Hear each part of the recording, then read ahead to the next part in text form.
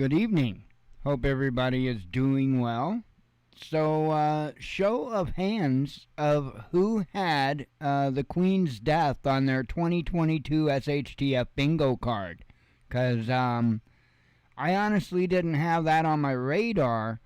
And in all honesty, we probably should have had it somewhat on our radar. It's not like she was a spring chicken. And she has had some health issues. Not, I don't think a whole lot, but see, I'm pretty sure they're pretty quiet about those things. So hard to say, what kind of health issues that she was actually dealing with. But anyway, sad day for many individuals in England, and I'll tell you what, I know somebody on Facebook that lives over there. And apparently there's a fair amount of division happening like right now over there over all of this, just because of simple, the people that are against the monarchy, and then of course the people that are for the monarchy. And apparently her passing has, I guess, brought some bad feelings, some hard feelings against one another over there. So apparently a lot of people doing the typical stuff of this time period, unfriending each other on Facebook and blocking each other and stuff like that. So I find that intriguing, to be honest. I don't get it. But I need to preface with saying I know little to nothing about their culture, about their politics, or anything of that sort. So as far as to ask the question, what does this mean, especially on the international global stage? And I'm not real sure, to be honest, just to be real honest, because again, I'll reiterate, I know nothing of their culture or their political process or anything like that. So does this make any difference at all? I honestly don't know. I couldn't tell you. I can tell you that if it does, I kind of have a feeling you're going to see a much harder line, so to speak, coming from there. I think you're going to see a much more militant England. And I could be totally wrong on that. I'm not just stereotyping, of course, because Charles is the one to take the spot as king. But, wow. And then that's another thing. She was, of course, the longest reigning monarch. And so, of course, there's no chance, unless they create immortality, that Charles is going to be able to reign nearly as long as what she did. You probably only expect 20-something years at the maximum from him. I'm just saying. So then I guess I really kind of don't think, what's his name again? William, right? The one that Meghan? The one that's with Meghan. I think it's William. Anyway, which is one of Charles's sons, if I've got this right. I don't see him being the heir, the king. I could be wrong. But then there was the other one. What is it? Who's the other one? To who? Oh, Catherine. What's the other one though? That's the one I was wondering. Oh, Harry. See, I got the name screwed up. So, Harry and William are the two kids, though, right? Yeah. Okay, so I'm assuming that William would be the one. I'm sorry, that William would be the one to get it because Harry's Harry. And anyway, I don't know. I don't know. I don't know if Harry's the eldest. I don't think he is. Come to think of it. So I guess it probably would go to William. So I guess England, you lucked out there. Just kidding. I'm just you know.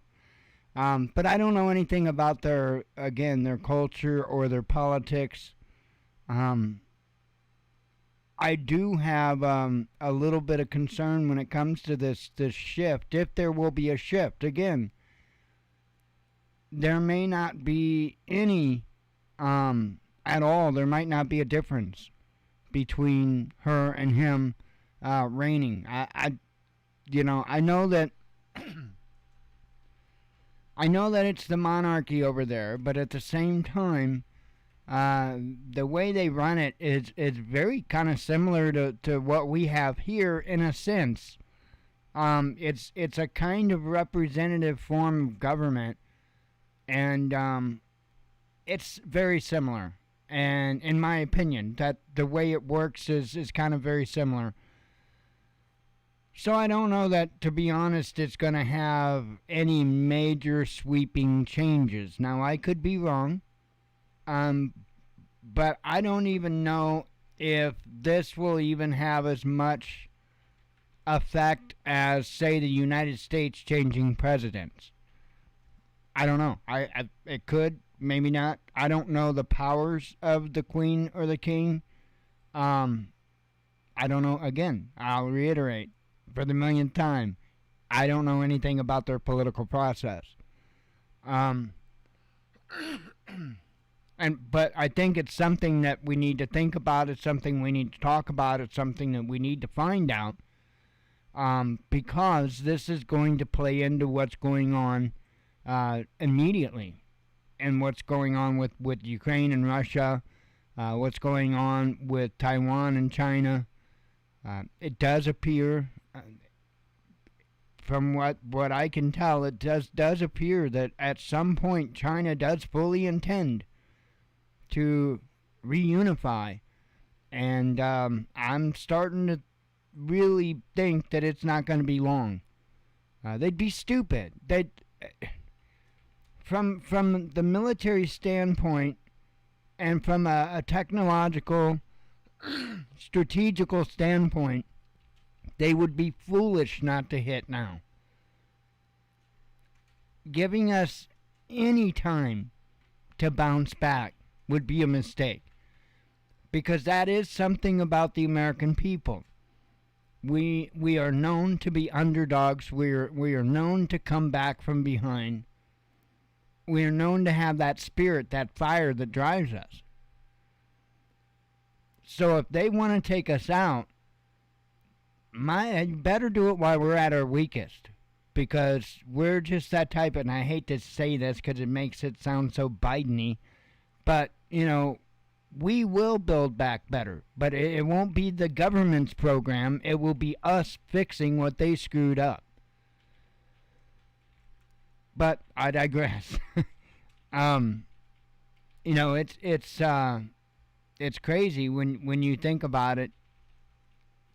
And I've often recently talked about all the different things going on and all these moving parts that we have to keep a close eye on. And I'll tell you, it's crazy. Oh, let me look up there.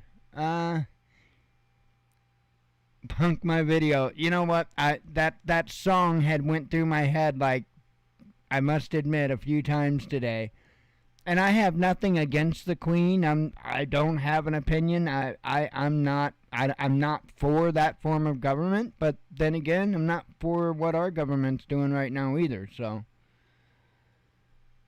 Oh, okay. It's just ceremony. Thank you, the rebel. I didn't know for sure. I kind of thought so, but I wasn't positive on that. So they have absolutely no sway, though. There's nothing at all. They don't have anything, say, equivalent to like an executive order, or all they can do is say what they wish. I just find that strange. Then really, I mean, kind of what's the point? I don't. But that would be, again, me not understanding the culture. That part, it would be not understanding the culture. But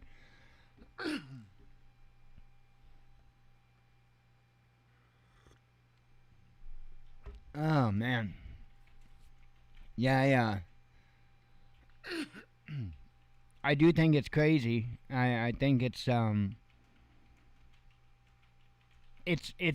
weird even to think about, because of course, I'm 50 years old, so she's been the queen ever since I've been alive, and it is kind of odd when you sit there and you think about it, and it's like, wow, wait a minute, she was queen for as long as I've been born. That's insane. That is insane. I have a level of respect for that. Regardless of anything else, I have a level of respect for that. Man, that's crazy. So again, probably, and again, this is all if the world doesn't blow up or the sun doesn't take us out kind of thing. This could be a lot of sweeping changes in, we'll say the coming decade or possibly a couple decades. Because again, I don't think that, well, obviously Charles isn't going to be able to reign for as long as Elizabeth did, but, I think there's going to be a relatively quick shift again, and I really don't know what William's thoughts are, and I don't know either what Charles's is either, but Charles to me seems to be kind of a pro-military kind of guy. Just seems that way to me. I don't know about William. I don't know how William is. He may not be so much military. So who knows? Again, and if they're just ceremonial or whatever, it wouldn't matter. Oh, okay. I see what you're saying. Yeah, that's so odd though. Just seems so odd to me,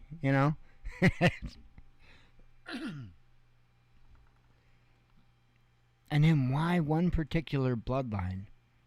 Like, I don't know. Just doesn't make sense. What would I look up if I wanted to know? If I wanted to understand that part of it, why it's like one bloodline? What would I look up? If you know, let me know. That's got me interested now. Let's see.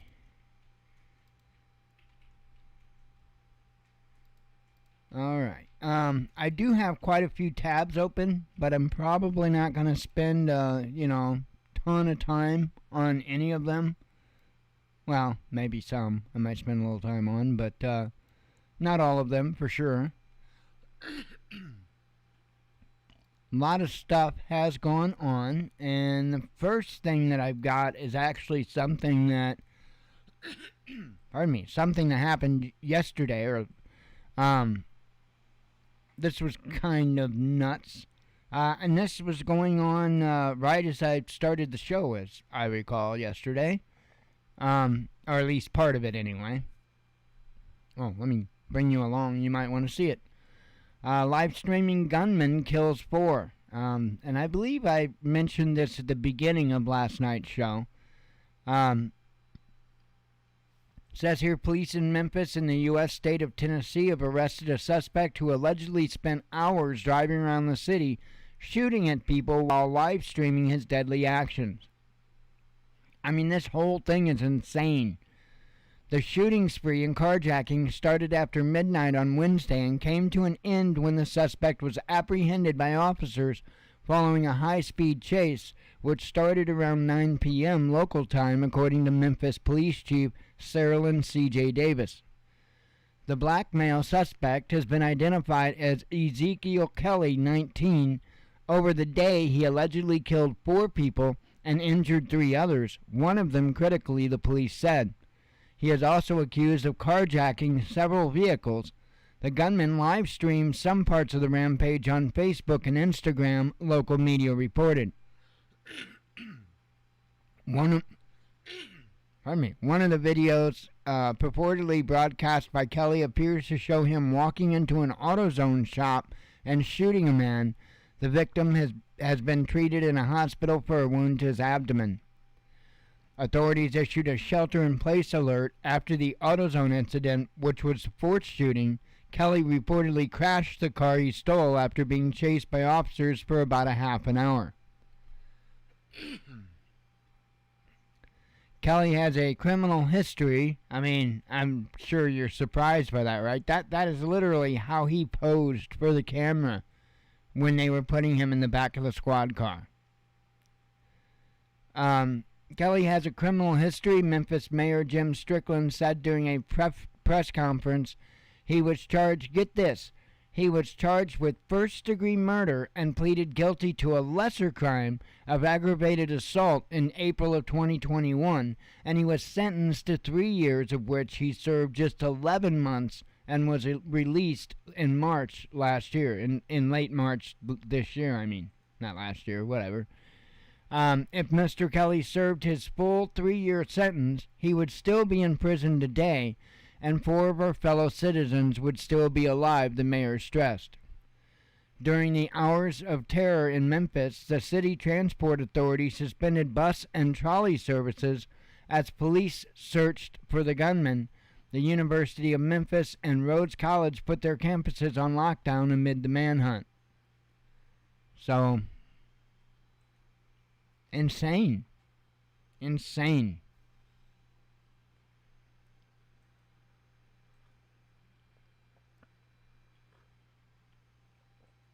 Sorry, I had to have a drink. The intro song came in handy today, because, like I say, it's my time mainly to collect my thoughts. But if I forget to do something or ran out of time to do something like get my coffee or run to the bathroom, it gives me time to do that. It saved me on the coffee today, because I started the show, and I'm like, oh crap, I forgot to grab my coffee. That's a crime. Over half of Americans believe U.S. is on the wrong track, says a poll. And I'm sure most of you wouldn't agree with that, and most of you probably think we're doing great.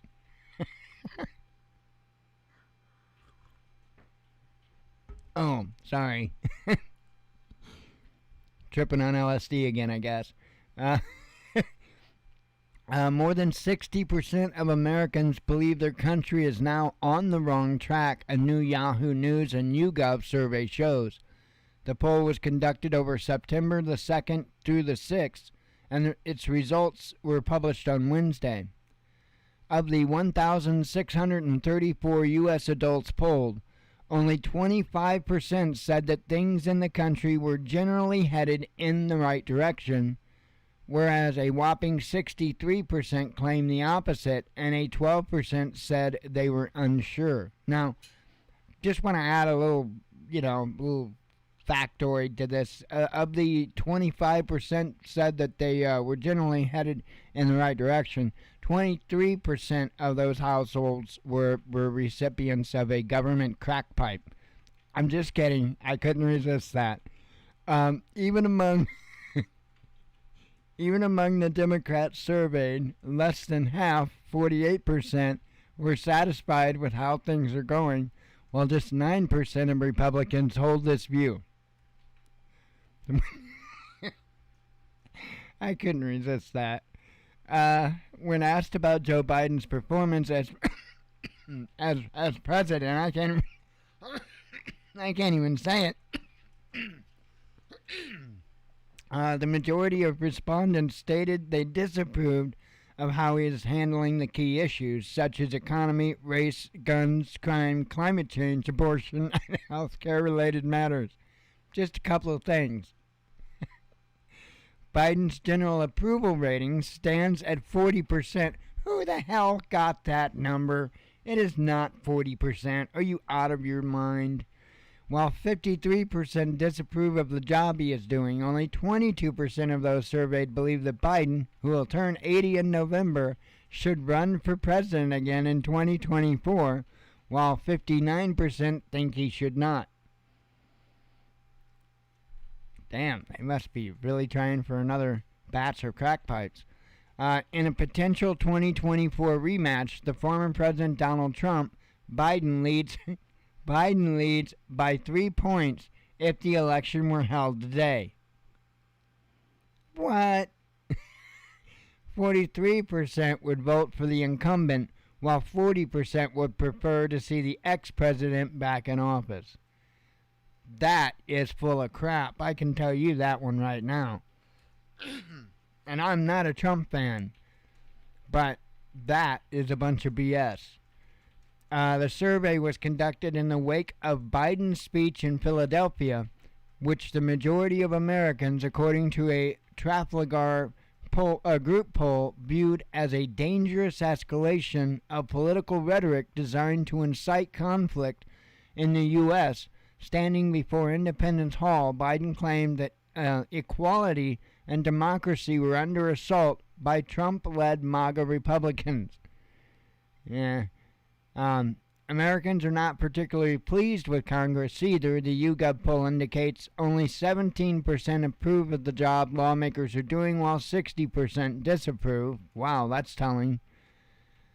The poll's margin of error is approximately 2.6%, which is convenient because that's Biden's IQ. But anyway, yeah, crazy. I just can't resist those. I'm sorry.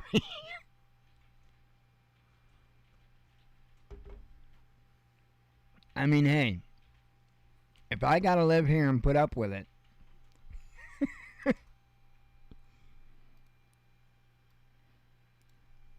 alright, let's see.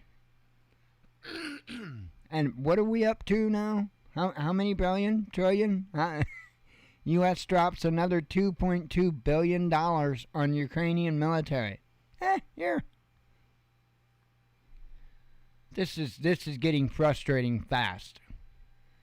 The administration of U.S. President Joe Biden has pledged another $2.2 billion in long-term military financing to Ukraine and 18 neighbor states and territories, potentially at risk of future Russian aggression, pending approval by Congress. Secretary of State Antony Blinken revealed on Thursday during an unannounced visit to Kiev.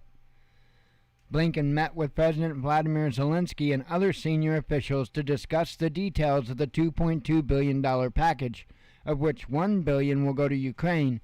The rest will be divided among regional security partners in order to help them deter and defend against emergent threats to their sovereignty and territorial integrity, through strengthening their coordination with NATO and combating Russian influence and aggression, according to the State Department. $1.2 billion is being given to regional security partners, quote unquote, to do that. Hey, Joe? Joe. I'll be a regional security partner. Throw a little bit my way, brother. What in the hell is going on? This is mind-blowing, and it's absolutely unacceptable. Where in the hell does that money come from? And I know from the machine, but that damn thing's going to break down here eventually. I mean, damn.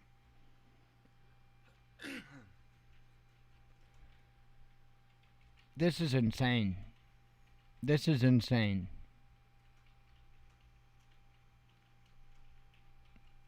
This country is absolutely, completely done. That's why I'm convinced that we will see World War. I mean, we're not the only country that's in financial turmoil. I keep hearing that China is. I don't know, I don't live there, but I keep hearing that China is in very much financial turmoil, especially with their housing market and whatnot. And obviously we're not doing well. None of UK or EU is doing well. Nobody's doing well.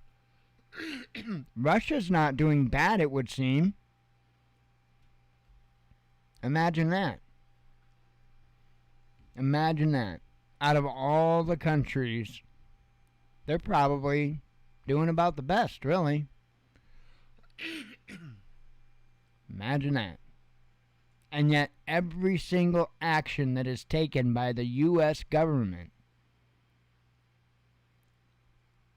is costing you money.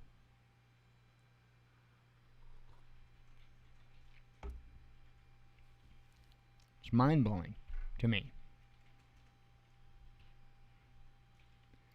And I guess we're expected not to have a word of say in any of it. It's interesting how our government is so democratic. The U.S. warns about distinct threat from China.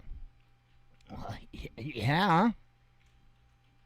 Get our damn troops out of high heels and back in some normal type of training and you know.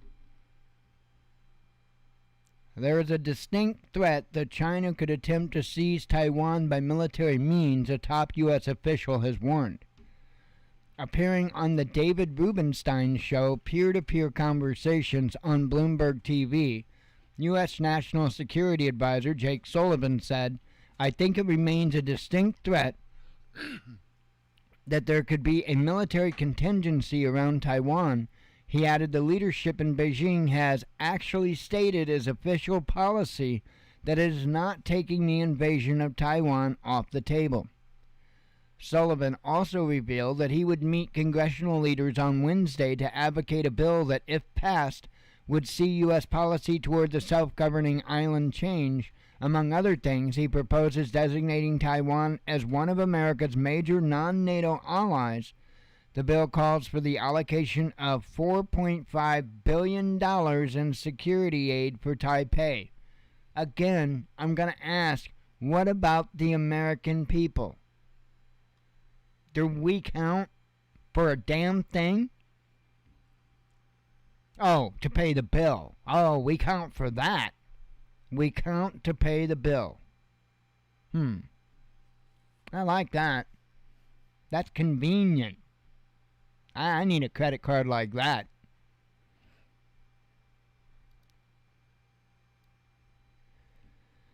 Hundreds of secret NATO documents leaked, says media. Here it says Portugal's General Staff of the Armed Forces, the EMGFA. EMGFA. Like, we're going to have a new Village People song. Anyway. It's been targeted by a prolonged and unprecedented cyber attack, resulting in the leak of a raft of secret NATO documents, local media outlets reported on Thursday. According to Diario de Noticias, I'm sure I butchered that, its newspaper, the Portuguese government was not even aware of the attack until the U.S. informed it of the breach, whatever, which has been classified by the nation's authorities as extremely serious. You gotta hate that. Whenever it's marked and labeled extremely serious, that's when you should really worry. The outlet's sources claim that it was the U.S. intelligence community that found hundreds of confidential or secret NATO documents put up for sale on the dark web. According to the report, the notice on the discovery was sent directly to Antonio Costa, the nation's prime minister, last August. A spokesperson for the U.S. Embassy in Lisbon would neither confirm nor deny the report, saying that they do not comment on intelligence matters and they would have to shoot you in the head if they did. Oh, I added that last part. Sorry. It's like my Friday, so I get today to be an idiot, right? The report indicates that General Staff has conducted a comprehensive audit of its internal... put the bong down and walk away. Anyway, audit of its internal systems and managed to identify the computers from which NATO documents were stolen. The agency also found that rules related to secure transmission of classified documents had been broken. That's like, the rules on safe sex and monkeypox, and never mind, we won't go there. There's some rules being broken. Let's see. U.S. politician arrested after journalist investigating him was killed. I mean, it's literally crazy. County official in Las Vegas, Nevada, is facing murder charges on Thursday after he was arrested on suspicion of stabbing to death a journalist whose critical reporting may have cost him re-election. Clark County Public Administrator Robert Tellis was taken into custody on Wednesday and charged with the killing of Las Vegas Review-Journal reporter Jeff German. This is insane. Clark County accounts for about 2/3 of Nevada's population of 3 million. Tellis, 45, is a Democrat whose office oversees the estates of county residents who have died. He placed third in the party primary in June after a Review-Journal investigative reporter written by German revealed complaints about his behavior. Police in tactical gear surrounded Tellis at his home on Wednesday afternoon, shortly after he was spotted entering the premises wearing a hazmat protective suit. He was wheeled out of the building on a stretcher and loaded into an ambulance about 4 hours later. German, 69, was found dead near his home on Saturday. Clark County Sheriff Joe Lombardo said he was murdered the evening before. Surveillance footage and evidence recovered at the scene reportedly pointed to Tellis, who already had a history of public hostility toward the journalist. In May, German reported that current and former employees of the public administrator's office had accused Tellis of fueling a hostile work environment, bullying, favoritism, and having an inappropriate relationship with a subordinate, estate coordinator Roberta Lee Kinnett. Though Tellis denied the accusations, co-workers had secretly videotaped him and Lee Kinnett in the back of her car in a parking garage. So, yeah, lots of stuff going on. Anyway, Democrat politician kills a investigative journalist, and it's insane. It is insane. Again, I don't pick sides. I don't choose sides in this. I think both sides are mentally deranged. But what side is it, again, that committed the act of violence?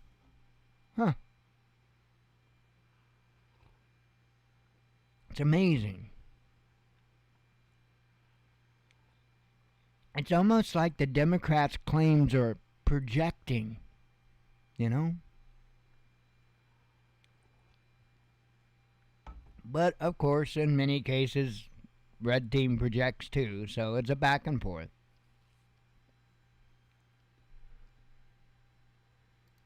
Let's see. I thought this was equally insane news. Where are we at? 8:39. Okay, I got 3 more tabs open, so. I thought this was insane, right? Because Ukraine is not on the slate to be NATO right away, at least not public knowledge of that. And so to have her get this spot,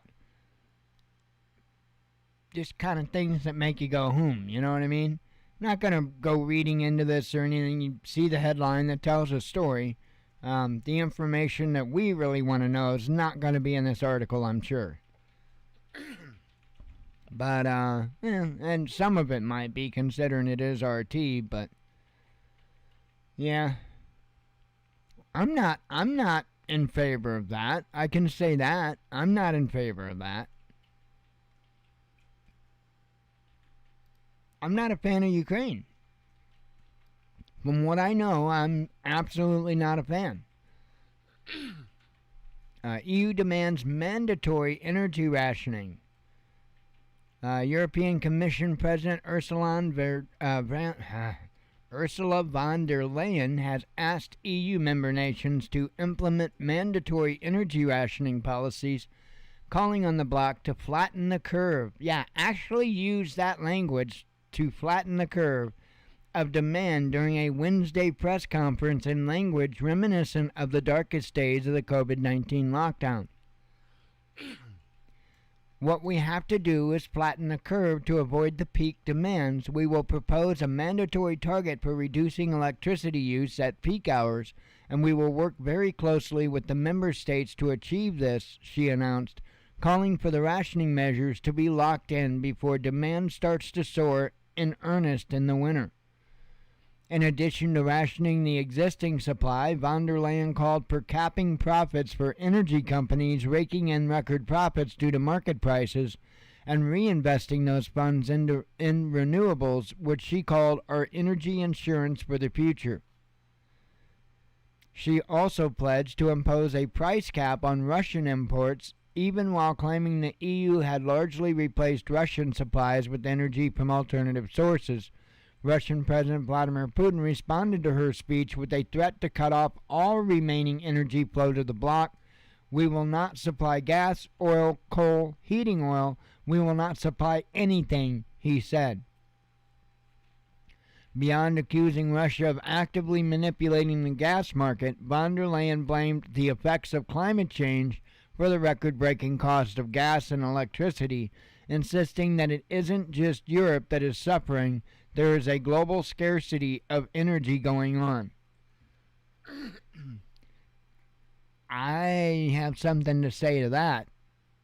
That scarcity is because we don't have this availability. I don't even tongue-tied with it, you know? It's there. The damn oil, the coal, all of it's there. We just need to tell Greta Thunberg to go fly a kite and go live in an igloo if she would like, but the rest of us would like to live life.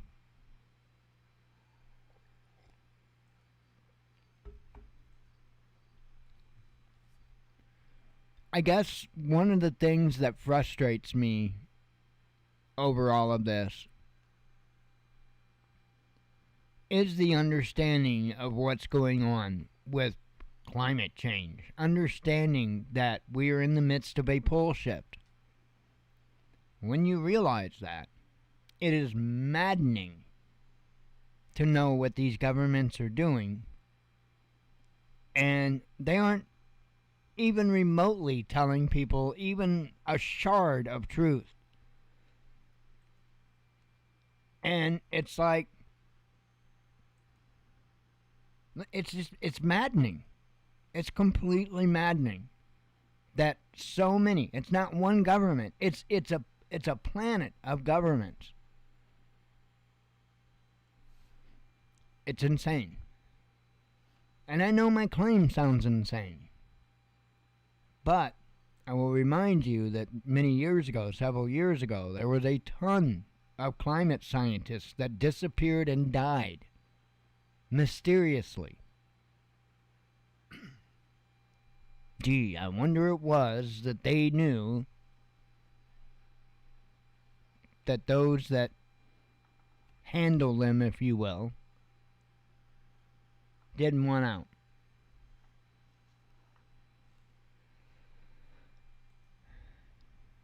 It's crazy.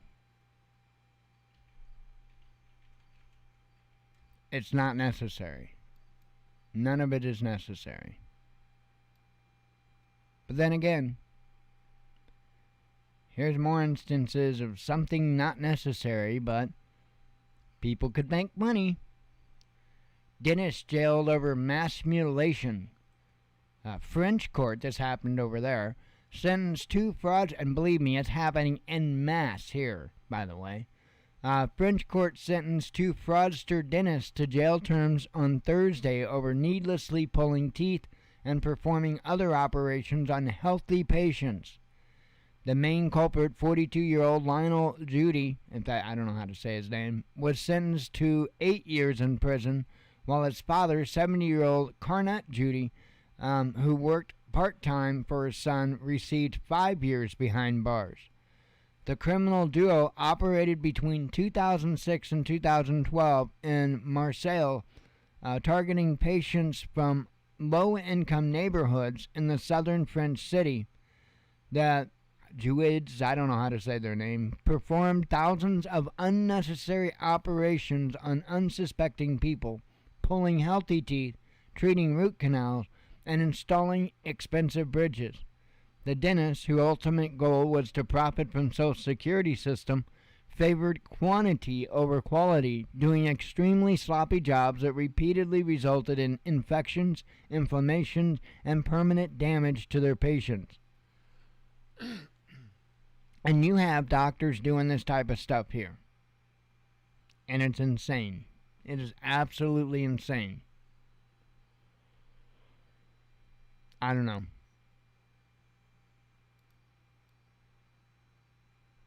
How do you have trust in governments when they're doing what they do? How do you have trust in professions like the medical profession? I mean, we just went through this whole COVID nonsense. How do you trust? I don't. That's my answer. I simply don't. And it's not a matter of I don't sometimes or I don't most of the times. It's simply I don't. Because I find a lot of times, people will accept something that they hear as news. They will accept it if it's something that they feel aligned with. But if it's something they don't feel aligned with, well then, that's not true. That can't be true. It's kind of not how things work.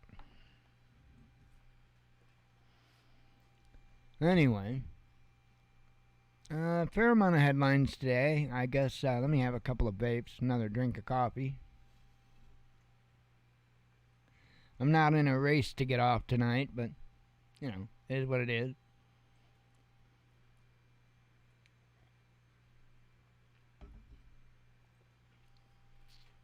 Oh, man.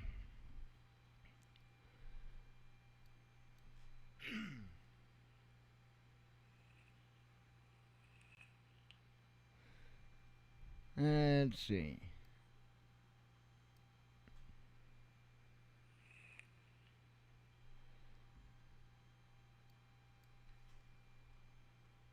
Alright, all of these are from today.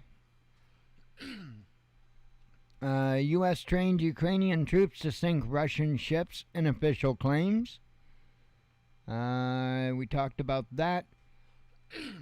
China says U.S. is militarizing space. Yeah, that's kind of the whole purpose of Space Force. But yeah, thanks for the headline there, China. Sanctions offer opportunities for Russia and China, an official tells RT. U.S. to send more arms to Ukraine, says the Pentagon. We talked about that.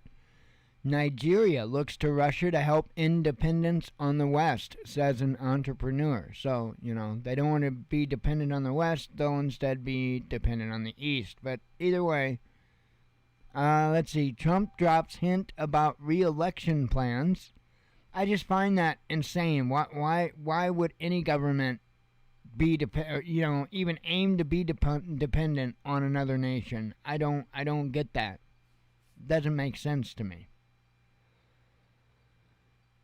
British zoos face closure amid energy crisis. India will continue to buy Russian oil despite Western pressure, says minister. I covered that. Chinese alloy found in U.S. flagship fighter jets. Yeah, apparently the F-35. Yikes, right?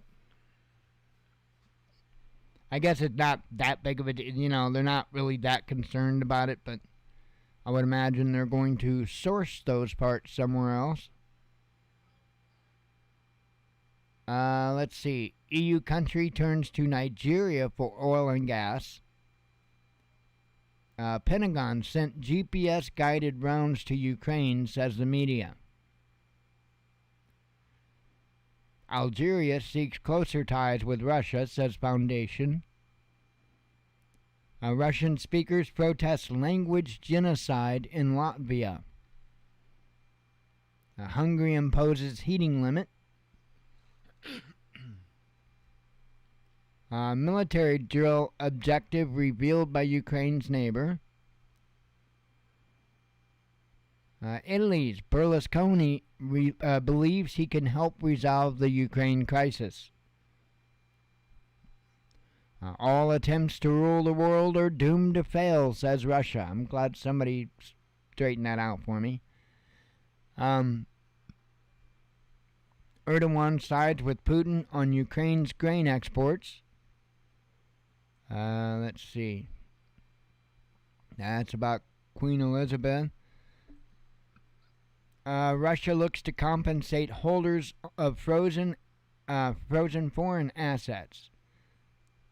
Britain to lift fracking ban.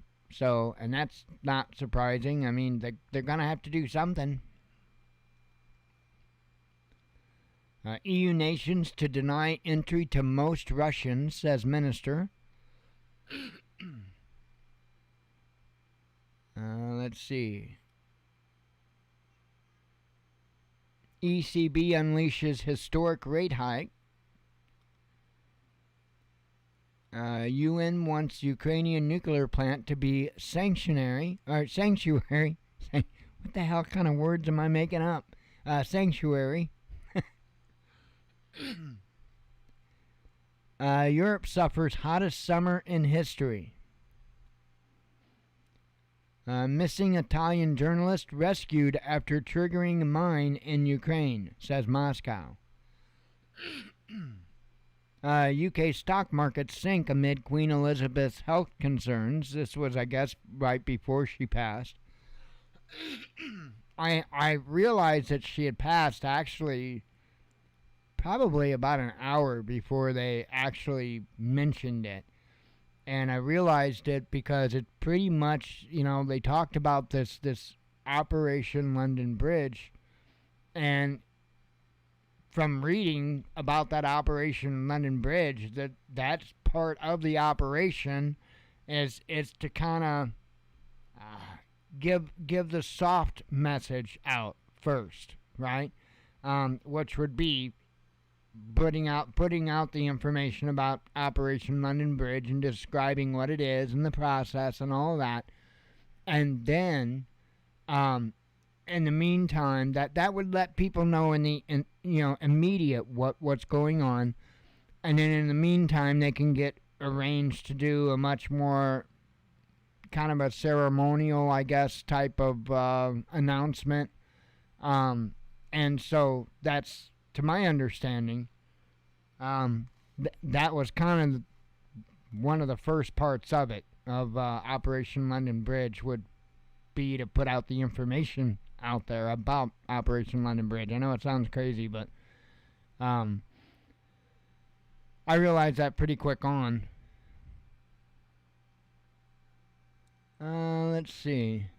Hundreds of secret NATO documents. Oh, I covered that, though. EU demands mandatory energy rationing. I believe I did cover that one.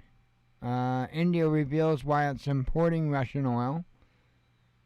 Pentagon unveils new Ukraine weapons package. We talked about that. Let's see. Ukrainian missile kills 3 civilians, says local authorities. Eastern Economic Forum wraps up with billions in deals. Let's see. I'm skipping past, the ones about her death because it's repetitive, it. Of course, Charles, former Prince of Wales, becomes King of England. Talked about that. UK PM responds to death of the Queen. Let's see, talked about that. Putin sends his condolences, and I thought he sent very kind words, to be really honest. I mean, he didn't have to. He didn't have to say nothing. Putin salutes restoration of Donbass monument. We talked about the politician that was arrested. And an ISIS leader is detained, says Turkey. So, that would cover it. Fun times. So yeah, just lots of things going on, lots of changes. just continue to keep a close eye on things. So I don't know. I don't know how much further this nightmare. I mean, because it does seem at this point like a nightmare. Because what I'm looking at is a winter, going into a winter to where prices for just heat and food is just going to be astronomical. And I hope I'm wrong. But from the trend that we're looking at now, don't think so. And it's not even a matter of whether you can afford to make it or whether we can afford to make it, or there's a whole lot of people that won't be able to. And that makes a difference in our world too. So we really kind of need to take a good sober look at this and keep getting ready. Just keep getting ready. Because I do think when it goes down, when it really goes down, I think it's going to get stupid for a little while. In fact, I know it's going to get stupid for a little while. So just be ready for that. It's about all you can do. So anyway, I am going to get out of here for the week. And I appreciate y'all coming. God willing, we'll be back Sunday. We'll do another week. Like doing a line with Hunter. No, I'm kidding. Anyway, we'll do another week and see what we can mess up next week. So anyway, I appreciate y'all coming. As always, God bless you. We love you. Be one with your spirit. And shalom.